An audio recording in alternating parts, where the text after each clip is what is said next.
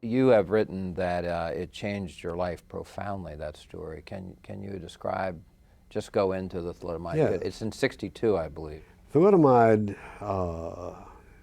as you know, was a drug that caused babies born to women who took it in the first trimester for the nausea of pregnancy, to give birth to babies without arms, without legs, or without any limbs at all.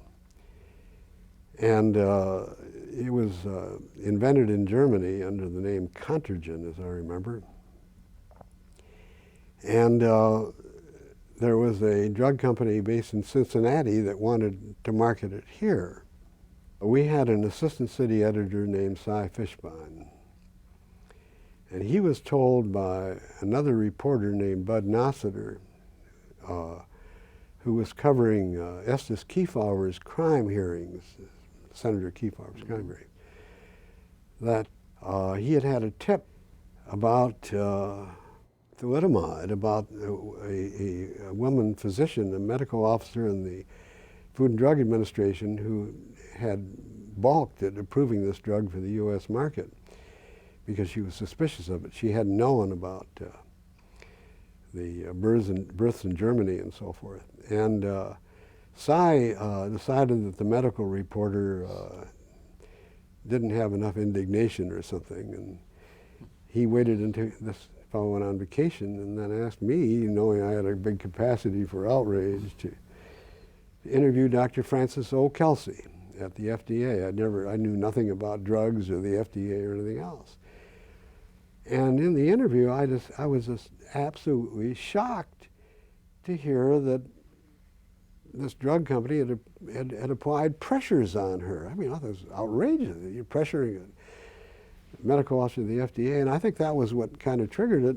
And I wrote the story. It appeared the morning after we left on a vacation, July 15, 1962, and it set off a huge storm.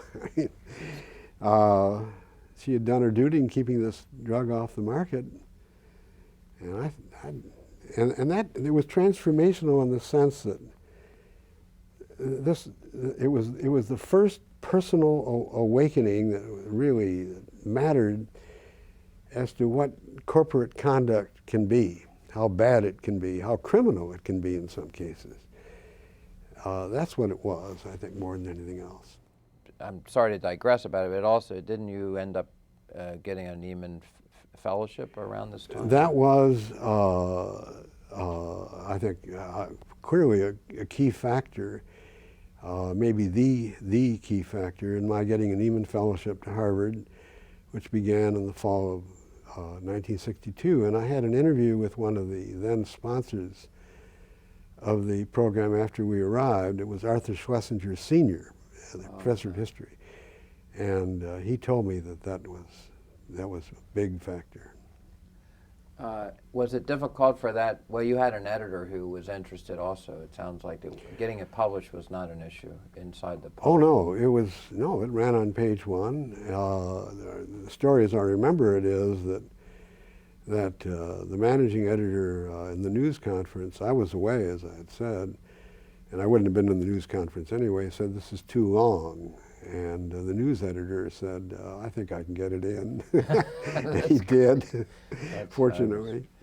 And just to close the loop on what happened with thalidomide, wasn't it banned based on you set that off, didn't you? Well, it wasn't. It was never approved for the market, even so though thousands of, quote, experimental doses had been distributed around. But it led to bans in numerous other countries. Right. It was just horrifying. I mean, that you would knowingly and willingly, which what the manufacturers did and the would-be manufacturers, push a drug that had this capacity. I mean, it just horrified me.